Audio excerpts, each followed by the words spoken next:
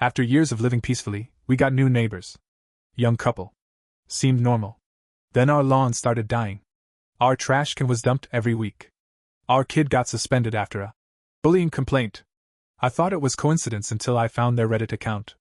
Anonymously documenting our lives. Every argument. Every visitor. Every package. Titled, "We're breaking them slowly." And the most recent post? A photo of me crying in my car captioned, "Almost there." I sat in the dark with that Reddit page open, rereading their posts again and again. The username, Midnight Tea, posted nearly every day. Little things. Sick little updates. One post had a photo of Jacob sitting on the front porch with his head down. The caption read, "The kid's starting to isolate. We're making progress." Another post showed Denise getting out of the car after a long shift at the hospital. She looked exhausted. The caption, "She's falling apart. Won't be long now." I felt sick. I wanted to scream. But instead, I saved every post. Every photo. Every comment. I took screenshots, copied links, even made a spreadsheet. I didn't tell Denise right away. I didn't know how. Instead, I started watching. I bought a second set of cameras. Hidden ones? Tucked inside our flower beds, pointed at the side of their house. One in our attic window, pointed at their backyard. One in the mailbox. I started waking up early. Staying up late. Noticing patterns. Trey always took the trash out at 1:30 a.m. Same time every Monday. The same night our garbage can got flipped. Rena smoked on the porch every evening at 8:10 p.m., right when Denise got home from work. I caught her on camera staring straight at her. Smirking. Then one night I saw Trey walking down our driveway. He had something in his hand. I watched from the attic window, heart pounding. He knelt down and poured something into our grass. By morning, the grass there was dead. Another perfect brown spot. Same shape as the last one. I had it on video. That night, I printed out the Reddit posts. Put them in a folder. Labeled each one by date. I still hadn't told Denise. But I knew what I had to do. I waited a few more days. Let them get comfortable. Let them post more. They didn't disappoint. One post said, "Trash lid reinforced. Challenge accepted." Another said, "Tonight's audio should be good. Heard yelling. Can't wait to clip it." Then I made a fake Reddit account. I called it WatcherNeighbor34. I started commenting on their posts. Innocent stuff at first. "Damn, these people sound awful. Got any updates? Wow, you're really documenting everything, huh?" They replied. Eagerly. Like they were proud. So I kept going. Got bolder. "Think you're safe posting all this? You're really playing with fire here." I could tell it started to bother them. They made a post. "Some clown keeps commenting weird stuff. Might have to nuke the account soon." That's when I struck. I sat her down that weekend. I showed her the photos. The Reddit posts. The videos. Everything. She didn't say a word for 5 minutes. Just sat there. Hand over her mouth. Then she whispered, "They've been watching me?" I nodded. That's when her face changed. Denise is quiet. Kind. But she's a mother. And she just found out someone was watching her child. She said 2 words. "Let's end it." We agreed not to go to the police. Not yet. We needed something bigger. Something final. We reached out to a lawyer friend. Quietly. Told him what was going on. He said, "You need undeniable proof. Something the cops and a judge can't ignore." We got it. I went to Trey's job. He worked at some tech company in downtown Seattle. Took a photo of him going in. Matched the clothes he wore in one of the Reddit photos. Denise followed Rena to her gym. Caught her outside, laughing on a call. Took a video. Then I did something risky. I messaged Midnight Tea from my burner Reddit account. "You should really delete your stuff. Your neighbors might be watching." They replied in 2 minutes. "Let them. They're too dumb to figure it out." I posted that message on another subreddit. Along with one of their photos. Then I tagged their account. People started replying. Asking questions. Digging. It didn't take long. Within 24 hours, someone linked Midnight Tea to a Facebook profile. Trey's. The story blew up. But I wasn't done. We printed everything. The Reddit thread. The confession. The video of Trey pouring poison on our lawn. The logs of our missing packages. Even a copy of Jacob's school suspension letter. We went to the school board. The police. The HOA. And then we waited. 3 days later, Trey lost his job. The police opened an investigation for stalking and harassment. Rena got served with a cease and desist letter from the HOA. They cited dozens of violations. Someone posted their Reddit history on the local town Facebook group, with side-by-side photos. Their reputation was destroyed overnight. And the best part? We never spoke a word to them. Not one. We didn't knock on their door. We didn't yell. We just watched, waited, and struck when it mattered. And then, I thought it would be over once the truth came out. But it wasn't. Trey and Rena didn't move out. Not yet. And once the shock wore off, they came back swinging. 3 nights after the Reddit leak, I woke up to the sound of tires screeching. I ran to the window and saw spray paint all over our driveway. Liars, fakes. You started this. The next day, Jacob came home from school with a split lip. He said a group of kids pushed him in the locker hall. One of them said, "Tell your crazy dad to stop lying about Mr. Trey." I found out later Rena had been talking to other parents at the school, spreading rumors, saying we were unstable, that we faked everything. She even told someone at Denise's work that she'd seen Denise pop pills in the driveway. It was getting ugly. Fast. So we went public. I posted on the same local Facebook group that had outed them. I wrote a simple post. Nothing fancy. No emotion. Just the facts. We lived peacefully for years until our new neighbors moved in. They created a Reddit account to harass and document us in secret. We had proof. Videos. Screenshots. Timeline. We never retaliated until we had the full picture. I attached a link to a folder with redacted evidence. No names, just screenshots and timestamps. People started commenting. Hundreds of comments. Some apologized for not believing us earlier. Some were angry. One woman wrote, "That could have been my family. I'm so sorry."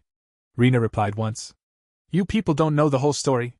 But no one cared anymore. Just when things felt like they were dying down, I got a knock on my door. It was a man in his 40s. Worn baseball cap. Looked tired. Said his name was Greg. He was Rena's brother. He asked if we could talk. I didn't want to. But Denise said, "Let him speak." He sat in our kitchen, looked around, and finally said, "I just want you to know, she's done this before." We stared at him. She did it to a neighbor back in Michigan. And before that, in college. It's like a hobby. She gets bored and picks someone to ruin. Trey's just her lapdog. I asked, "Why tell us now?" He sighed. "Because she's pregnant. And I don't want that kid growing up in a war zone." My stomach turned. He handed me a flash drive. "This is from her old laptop. I copied it years ago. I think it'll help." We watched the files that night. Photos. Videos. Audio clips. From other houses. Other people. Same patterns. Same captions. She'd done this before. And that gave us the final push we needed. The flash drive was everything. It proved Rena was a serial stalker. She had harassed at least 3 other families. Documented them the same way, Reddit posts, hidden photos, lies. And each time, she walked away clean. Until now. We handed the flash drive to our lawyer. He lit up like he just won the lottery. "Now you've got a pattern," he said. "Now this isn't just harassment, it's predatory." He forwarded the drive to the detective on our case. They called us within 24 hours. "This changes everything," he said. "We're moving forward with charges. Full stalking, malicious mischief, defamation. Possibly even child endangerment." But Rena must have sensed it. Because the next day, she disappeared. Her car was gone. Her things too. Trey stayed behind, probably to keep watch, or maybe he didn't know yet. But she was gone. We waited for weeks. The police tried to track her down. Even talked about issuing a warrant. Then Trey cracked. One night, he showed up at our door. Just stood there. Soaked from the rain. Eyes red. Said, "I didn't know it would go this far." I didn't say anything. Denise stood behind me, arms crossed. She told me it was just a joke. That they'd laugh at it online. I didn't know she was. He stopped. Looked down. I thought we were messing with neighbors. Not ruining lives. I almost felt bad for him. Almost. Then he said, "I think I know where she went. She has family in Spokane. She might be hiding out there." We passed it along to the police. They followed up. Took statements. Finally tracked her down 3 weeks later. She had cut her hair. Changed her name on the lease she was using. But it didn't matter. She was arrested on the spot. The trial didn't happen right away. things moved slowly. But the evidence was solid. The Reddit posts. The videos. The flash drive. In the meantime, Denise and I tried to pick up the pieces. Jacob was still struggling. He didn't trust anyone. Didn't want to go back to school. We had to get a counselor. Denise took time off work. And me? I spent most nights sitting on the porch, watching the house next door. It sat quiet. Empty. Trey moved out a month after Rena's arrest. No note. No goodbye. Just gone. But the damage stayed. Every time a car slowed down near our house, I flinched. Every knock at the door made my stomach twist. And I hated that they'd done that to us. So I did one last thing. When the court date finally came, we were ready. Rena walked in like she didn't care. Like none of it mattered. She looked straight at me as she sat down. No guilt.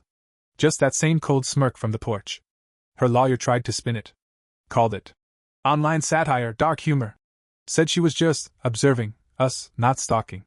But when the jury saw the flash drive, when they saw her posts titled, "We're breaking them slowly," when they read her caption under my photo, almost there, you could feel the mood shift. The prosecutor showed the patterns. The bleach. The trash. The calls to the school.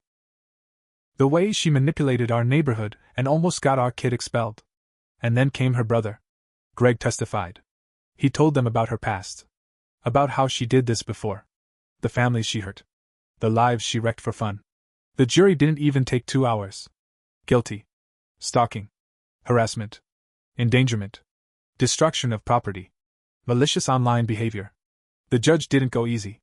She got 7 years. No probation. Immediate sentence. After the sentencing, Trey reached out. Sent a letter. Said he was sorry.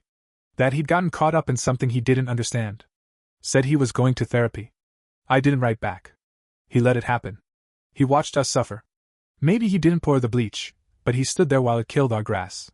He laughed while our kid cried. Some things you don't come back from. I need to admit something. Right before the trial, I had a plan. One I didn't tell Denise about. I had found a burner phone in a drawer at work. Got the idea to create a fake Reddit account.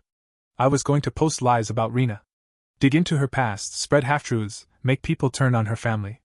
Start my own version of what she did. I spent 3 nights writing it all out. But then I looked at my son. He had just started smiling again. Eating dinner at the table. Telling dumb jokes like he used to. And I realized, I couldn't do it. I couldn't become her. So I deleted the drafts. That's my mistake. I almost crossed the line. I almost became the monster I was fighting. The house next door is still empty. No one wants to live there. Can't blame them. Too many ghosts. Too much bad history. People stop by sometimes. Ask questions. Some want interviews. Reporters, podcast people, even a guy who said he was writing a book. We turned them all away. I wrote this to tell the truth. And to warn others. You never know who's watching. Sometimes evil doesn't look like a monster. It looks like the couple next door. The ones who wave at you from the porch. The ones who smile while they poison your lawn and post photos of your tears. But if you're patient, if you stay quiet and sharp and you hold the line, sometimes you can outlast them. Sometimes you can break them back. And that's what we did. They tried to break us slowly. So we made sure they'd never recover.